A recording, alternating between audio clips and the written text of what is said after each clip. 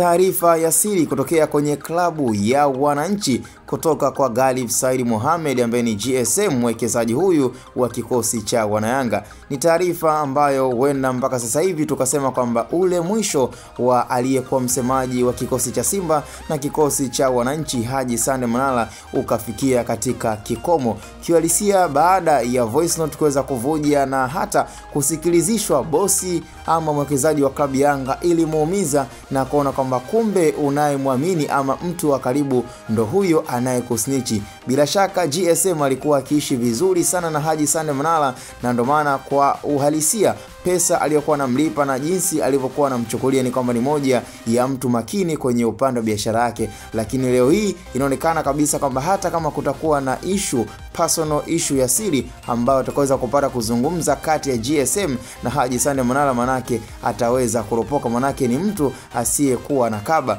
Sasa taarifa iliyopo mpaka sasa hivi ni kwamba Haji Sande Manara anatafutwa na kuhakikisha kabisa kwamba anakuwa kwenye kamati ya maadili na nidhamu katika kikosi cha Yanga kuweza kuhojiwa zaidi na kuangalia muafaka wa nini kitakachoweza kufata baina ya huu mgogoro unaoendelea kwa sasa. Je, GSM ataamua kufungua baraka zake na kuendelea kufanya kazi na Haji Sande Manara? Lakini kufahamisha tu kwa taarifa za siri na mpaka muda huu kwa kinachoendelea ni kwamba Haji Sande Manara, yani safari yake ya kuondoka ndani ya kikosi cha Yanga inakaribia, na huenda ikawa mwanzo na mwisho wa kuaminika na mtu yeyote, kwa sababu tayari ameshaonesha makucha kwamba sio mtu wa kumwamini. Alichowahi kukifanya katika klabu ya Simba kwa kunaswa sauti zake ambazo alikuwa akitoa vitu kutoka Simba kupeleka kwenye kikosi cha Yanga, the same amekuwa akiendelea kufanya hata anapokuwa nyumbani, kutoa siri za mabosi zake ambao ni GSM pamoja pia na rais wa klabu ya Yanga. Kwa hiyo kwa wananchi wote na mashabiki wa klabu ya Yanga, kwa hiki kinachoendelea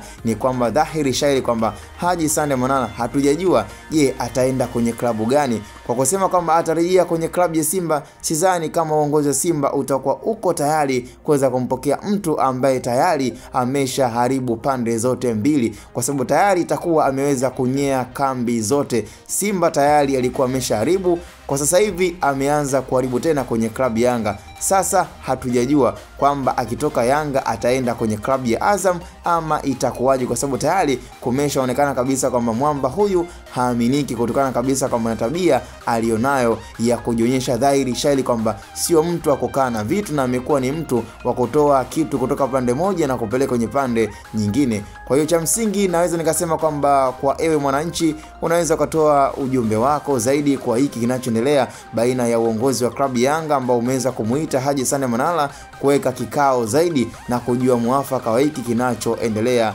kwa alichoweza kukifanya kumuongelea GSM kwa kuweza kumdhalilisha. Hii ni Hatboy Media, cha msingi tukutane kwenye comment.